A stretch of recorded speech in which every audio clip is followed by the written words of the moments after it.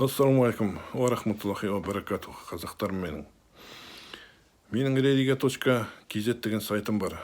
Сол сайтқа бүкіл әлемнен маған адамдар, мұсылмандар сұрақтар қояды, мен жауап жазам. Бір қазақ сұрақ қойыпты маған. Мына өрген қаптаған интернеттегі мүфтиеттің иттерінен қашан құтыламыз? Қайсысына сенеміз? Адасып біттік дейді.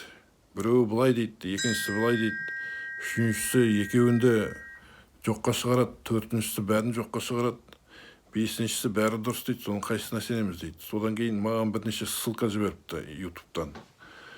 Бірнеше каналда қарасаңыз, мына Қабылбек Әріпбайұлы деген пара алуға болмайды деп айтады. Сосын тағы бір лекциясында пара алуға болады дейді. Өйткені егер басыңызға түсетін болса, ауыртпашылық түсетін болса, қиыншылық болатын болса, жұмысқа орналасу үшін бастығыңыз взятка сұраса, онда взятка беруге болады, ол күнә болмайды деп есептейді. Сонда маған сұрайды. Сонда біз взятка беріп күнә жасамаймыз ба дейді. Егер сондай жағдайда беретін болсақ дейді. Жауап берейін. Осындай ақымақ дүмше молдалар қандай күнәға батып жүргендерін білмейді. Мысалы, Аллах тағала кім пара береді, кім пара алады, кім пара беруменен алушыға көмектеседі дейді, посредниктерді айтады. Солардың бәріне лағнет деп хадистарды айтады. Аллах тағала пара берушіге, пара алушыға және посредникті лағнет дейді. Лағнет деген сөз, қарғады деген сөз. Аллах тағаланың қарғысынан үлкен қарғыс жоқ. Адамның қарғысы қанша қарғысаңыз да, егер Аллах қабылдаса ғана қарғыс болып тиеді. Егер Аллах қабылдамаса, ол жай сөз болып қалады. Сондықтан да өздеріңіз енді ойлап көріңіз. Осындай дүмше молдалар айтқан фетвалар бойынша қаншама адам, мысалы, жұмыс орналасу үшін взятка беріп, күнә жасап жүр. Қазір даже мына мектепте уборщица болу үшін 300 мың теңге беру керек дейді взятка алу. Бұл деген керемет масқара ғой. Осылай, егер әр қарай жалғаса беретін болса, мына коррупция деген өсе береді ғой бізде, ешкім тоқтата алмайды. Ал енді бұл қайдан шықты дейік, бұндай фетва. Кезінде Ибн Масуд деген сахаба болған. Ол Эфиопияға барған кезде солдаттар оны тұтқындайды. Сосын ол қалай қашып шығалым деп әрі-бері ойлайды да, сосын солдатқа 2 алтын динарын беріп босанып шығады. Содан кейін айтқан сөзі былай екен. Күнә беруші де емес, алушы да деп. Ал мына біздің дүмше молдалар, дүмше ғалымдар қайда жоқ бір қаңғырған сахабаның сөзін Аллахтың лағнетінен жоғары қояды. Сондықтан да бұл ақымақтардың милары жоқ, не білім жоқ, не ақыл ес жоқ. Адамдарды күнәға итеріп жатыр.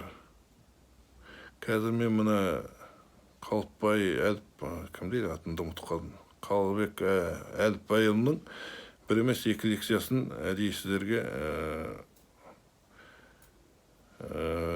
тексерулерің үшін, пример үшін, қазір осы менің сөзім біткеннен кейін көрулеріңізге болады. Тағы бір айтарым, мына мүфтияттың айналасындағы лекция оқитын бірде-бір имамның білімі жоқ, байқаңыздар, адасып кетпеңіздер. Сайраған тілдері ғана олардың.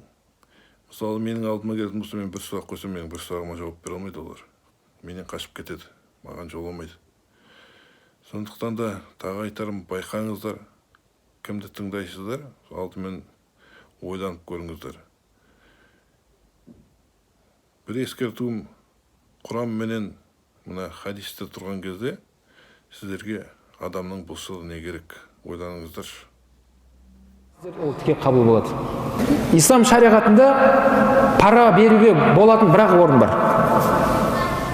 Өзің адал еңбегіңмен, өзің мамандығың бойынша жұмыс істеп жатсың, бірақ сол кәсіптің басшысы дейміз ба, сол адам сенен параны сұрайды. Егер сен соны бермесең, онда айып етпе бауырым, бір кісі келді, орныңды босатасың онда. Осыны бересің дейді. Шариғат сол кезде соған ғана рұқсат етеді, беруге болады. Өзіңнің неңді сақтап қалу үшін. Отбасымызды бағу міндетіміз ғой біздің. жұмыс істеу керек, әйел бала шағаны бағу керек. Бірақ бұл берген кезде бұл мұқтаждықпен беріп жатыр, бергісі келіп тұрған жоқ. Оны үстемділікпен алып жатыр ақшасын. Шариғат осы жерде ғана оған рұқсат етеді. Адам осындай тығырыққа тығылған кезде бере бер бауырым, сен күнәһар емессің. Күнәһар кім болады? Анау адам болады дейді. Екіншісі, пара сұрайтын адамдар. Өзінің мансабын, өзінің осындай қол астындағы адамдарды жұмысын асыра сілтеп пайдаланып, адамдардан пара сұрайтын адамдарды да Алланың лағнеті болсын деді пайғамбар. Сахабалар амин деп отыр жанында. Сондай адамға Алланың қарғысы болсын, Алланың лағнеті болсын деді. Ол кім? Ол сұрайтын адам. Сізді жұмысқа алатын кезде, немесе сізді оқуға алатын кезде, та басқа орында біреу сұрайтын болса, бауырлар, бәріміз пендеміз ғой. Ондай болмайды. Пайғамбардың қарғыс дұғасына ұшырап кетуден Алладан сақтанайық.